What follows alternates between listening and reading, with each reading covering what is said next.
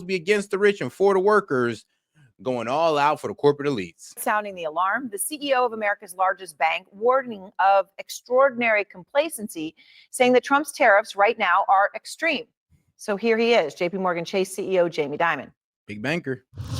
Even if these are low levels, they stay where they are today, that's pretty extreme tariffs. My own view is where people feel pretty good because you haven't seen an effective tariffs. The market came down 10%, it's back up 10%. I think that's an extraordinary amount of complacency. An extraordinary amount of complacency. And Dimon is really pointing out a simple fact, which is that tariffs of 30% on China, 10% on the rest of the world, on top of whatever was existing already, is massive. It is extreme. I mean, so you want to listen to the big bankers? I mean, the same big bankers that we had to bail out because they couldn't, provide proper loans. The same big bankers that take advantage of people, small businesses alike.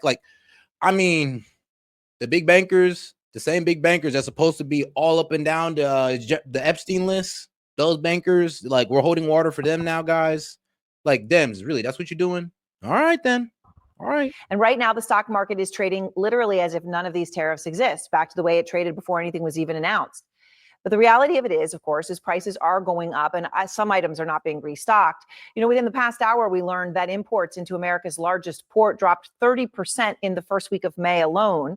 And the Port of Los Angeles says that the drop for all of May they expect will be a massive 25%. Just put that another way, maybe it hits home more strongly. That is a quarter of all imports into the largest port in America. And for Dimon and other leaders in the American economy, the problem is even bigger. We have huge deficits. We have what I consider complacent central, almost complacent. The central banks think they're omnipotent, and you all think they can manage through all this. I don't think they manage all that. And as I said, Dimon is not alone. One of his top rivals, Citigroup CEO Jane Fraser, said very simply, something deeper is going on. And like I said, when you got the corporate elites, when you got the big banks out there shaking in their boots, back in the day, back in the 90s, Dems would say you're doing something right. But now it's all over. The economy is about to sink. But like I said, about 30 years ago, you'd been hearing them cheering, screaming, and going yeah, we're really socking it to the corporate elites, guys. I just want to bring out this hypocrisy because, even the election, you guys are talking about tax the rich. Oh, these corporate elites make too much money. And then when the people, Trump tell them to eat the tariffs or the profit margins, you guys complain. Crazy. Billionaire investor Ray Dalio added to that, warning the risk to U.S. Treasuries is even greater than the warning from Moody's, which, of course, on Friday night, you may remember, slashed America's last remaining perfect credit rating. Now, Trump tells CEOs when he meets with them, and I've heard this from several of them, that he believes tariffs are going to solve America's debt problem and enable him to cut taxes, that all this money is going to pay for that from the tariffs, even as they sit there and try to explain that tariffs are cutting demand for products because tariffs increase prices. So the complacency Dimon refers to is real. Or as one CEO told me today. So basically you're saying that, and this is why it don't make too much business sense. And this is why the CEO of GM pretty much came out and said they're going to eat tariffs, because they're so you're pretty much going to take a loss in sales to raise your prices when all you have to do is eat the tariff, and you will continue getting your profits. But all you got to do is take a hit on the profit margin, just like GM did. GM said they make about $14 to $15 billion last year. They made about that much. They took $4 billion in tariffs to their profit margin. Now they got $10 billion. Are you guys really upset with that? No, I'm just asking you, Dems. Are you upset with them netting $10 billion only instead of passing it down to the consumer? And this is where I made my argument. I'm saying there's actually some companies that's wanting to stand up for the American people, but the American people is not wanting to stand up for themselves. And you're letting liberal media pretty much let you, pretty much champion or pretty much hold water for the corporate elites now. They got you going against the guys y'all hate, the guys that you were complaining about for all these years. I'm completely surprised in this day and age where Trump goes against the billionaire, goes against the corporate elites.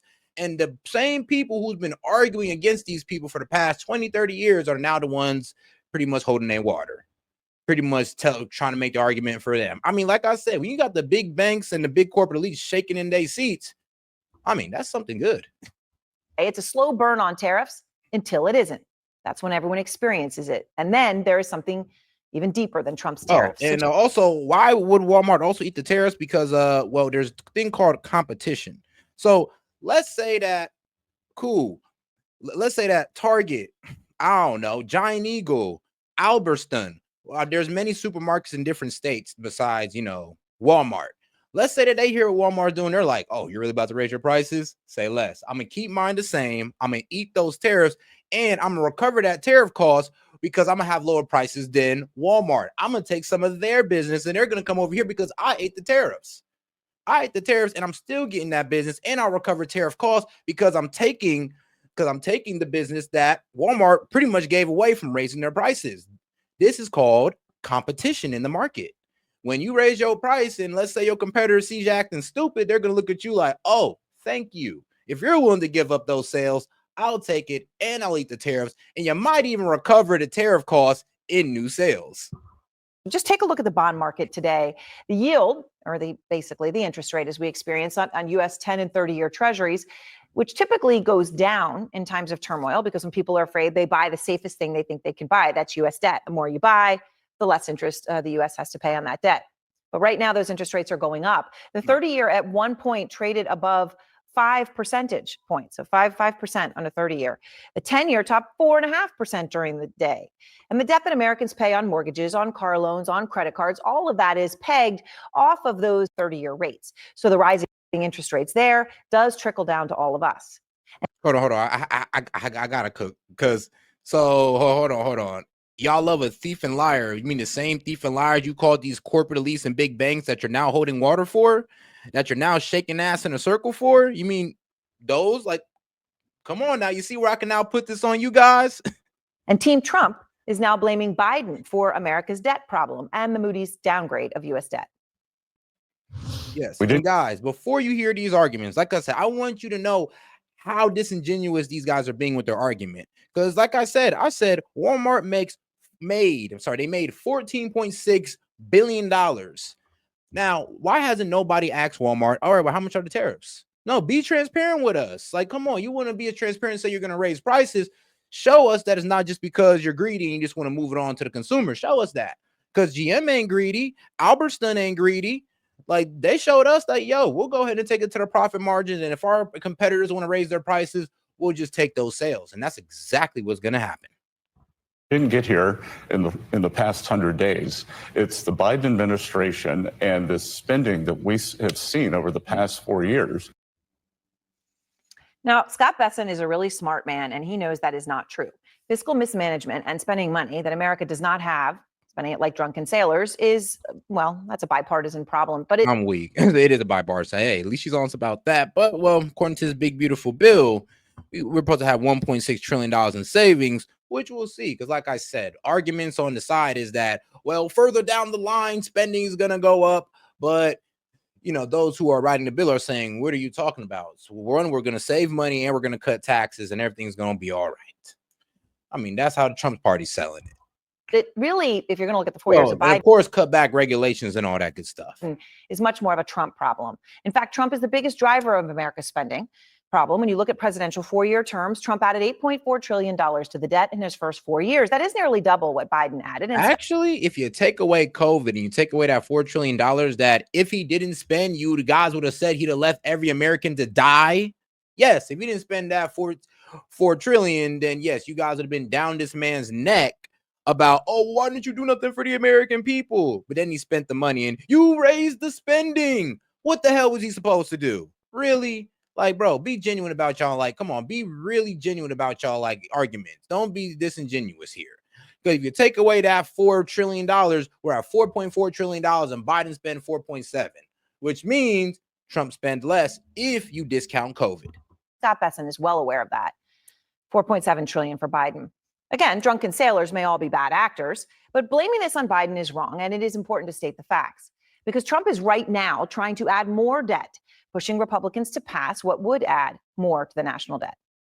Which was the case. The one big beautiful bill, as we call it. But we're talking about the great big beautiful bill. I said, why don't we just call it the great big beautiful bill? Our big beautiful bill, as I call it, our big beautiful bill. Well, the bill is big. As for beautiful, It could add between $3 and $5 trillion to the U.S. debt, according to the estimates.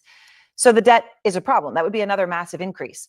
And when it comes to Trump's trade war, Americans will soon feel the impact coming from every direction. So as rates possibly go up, you now see the impact of prices and tariffs. Just today, Subaru in America announcing it's about to raise the price on several of its models, a hike that could range between $750 per vehicle. All right, if Subaru want to mess around, then we'll go buy an American-made car that got an interest rate cut and that's already built in America. I mean, if you want to buy a car on a good price, I guess Ford would be the best one. Anything that's made in America. And if you finance it, you get an interest rate cut.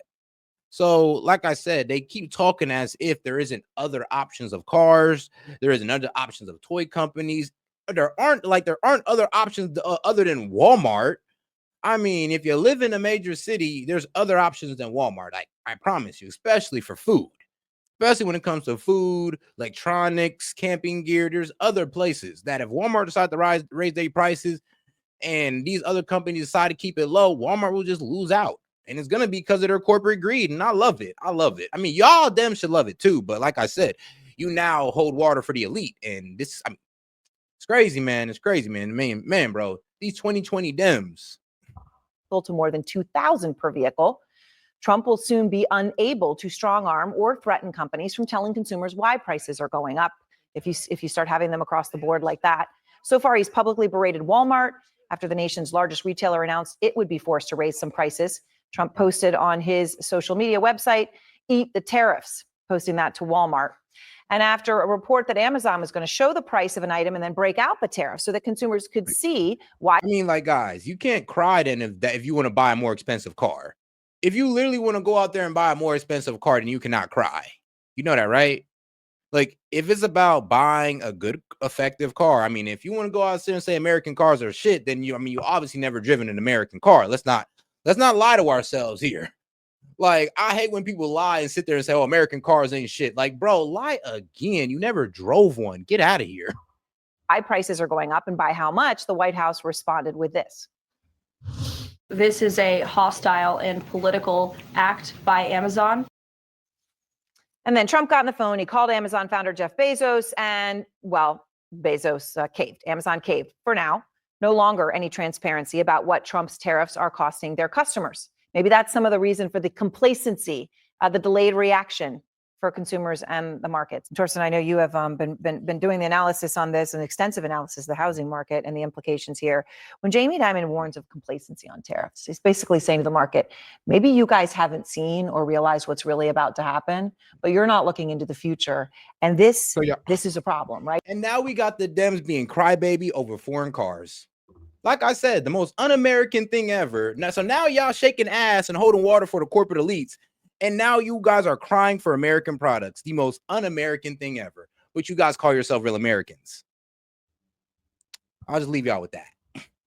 That is, I mean, you guys are really showing how backwards you guys are. Honestly, you're honestly proving like this one Trump meme right, where the man literally said, if I was to agree with the Dems right now, every Dem would just go conservative. And that's literally what you guys did. This man is going against the corporate elites. You guys are now for the corporate elites. I mean, this man is now for American cars. You guys are now actually, well, you guys been against America. So honestly, that makes sense. That makes sense. But the fact that you guys are Americans crying for foreign products, I mean, I just love to see. I mean, you can't really call yourself true Americans at that point, but okay. He's also warning. I mean, you're not even proud about what your own country makes. Like, where's your national pride at? American. Of a debt crisis. And you hear Jane Fraser from Citigroup. You hear Ray Dalio.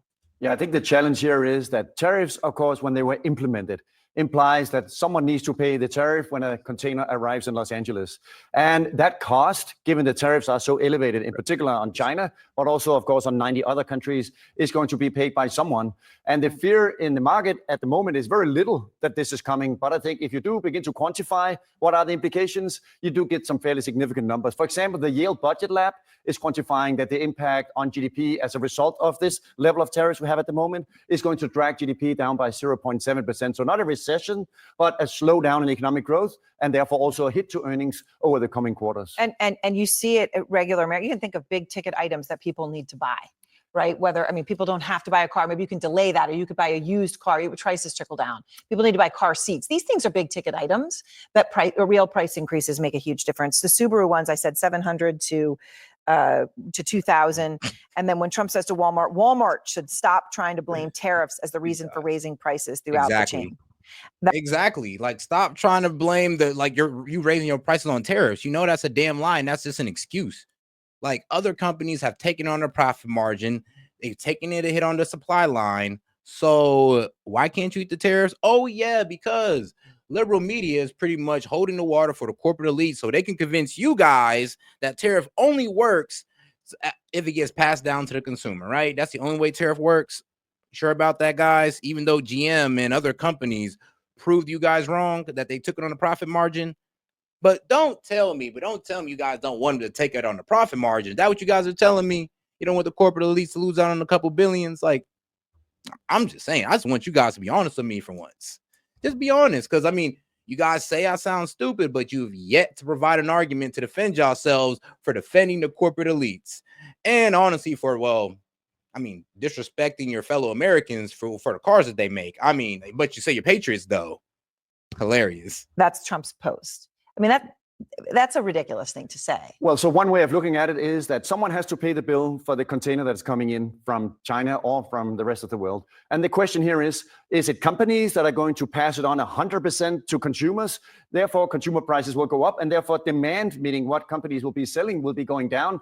That would be a negative hit to earnings for corporate America. Or it could also be corporate America would say, we completely eat the tariffs ourselves, and therefore we do not pass anything on to consumers. But that would certainly also be a negative hit to earnings. So either way, no matter if companies pass on 100% or 50% or zero, someone has to pay the bill, and either it goes through earnings in companies going down directly if they pass on nothing, or if they pass on 100%, it will go through consumers simply buying less, buying fewer cars, buying fewer washers, dryers. And that's the thing. They try to frame it as if everybody's going to raise their prices. But if they get the word, let's say people in their market get the word, oh, you're just going to raise your prices and I just eat the tariff, then yeah, that means they can steal a lot of sales from those who raise their prices, and that would pretty much make up their tariff costs. Like, if you're honestly thinking about this in a smart way, you kind of understand what I'm saying by competition. It's the competition in the market that keep these guys from raising their prices. So honestly, these guys are just, in my honest opinion, they're just talking out their ass. They're not about to pass down them prices because they know better. They know better. Buyers, durable goods. And if they don't, then I mean, trust me, the people gonna prove them wrong. And I mean, trust me, even you Dems may hate Trump. You see if you see higher prices in Walmart, but you don't see them in Kroger's or your other supermarkets, you're gonna stop going to Walmart. I would hope, unless it's just F Trump so bad that you're going to put yourself through them tariffs so you can complain about them, unless it's that serious with you guys. And of course, because some of y'all are sounding like that with the cars. Well, I want to put myself through them tariffed cars. I want to do it. Sign me up to get tariffed, man. I want it. Like, okay, go ahead, my brother, go ahead. In Walmart's case, buying things that they have on the shelf, which is now more expensive. Right. And the point is, even if you if you were to pass it along in full, on an item, any given item, who knows what tariffs were underlying on it or whatever. Let's just be simple, 30% increase in your suit. But it could be more than that. Or even if you're still paying 15% more. Well, I mean, that's going to affect people's buying decisions. And that absolutely is why this is creating this unfortunate cocktail of not only will earnings be lower for corporate America. So that's why, James. Yeah, I mean, and like I said, this is why he's kind of saying that, honestly, is less likely they'll pass it on to the consumer. One, because they don't want to talk about the competition and how that could give their competitor an edge or more sales. But they're also trying to bring up the fact that, well, I mean, look, if they eat the tariffs, if they all eat the tariffs, then it's basically damn near if they don't eat the tariffs, it's going to be like a price war.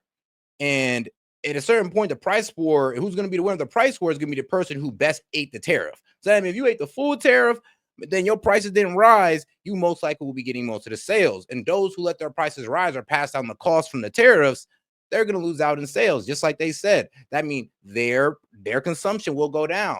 So let's use this model. If Walmart raises their prices, but Kroger's keep their prices the same, you most likely will go get your food and stuff from Kroger's.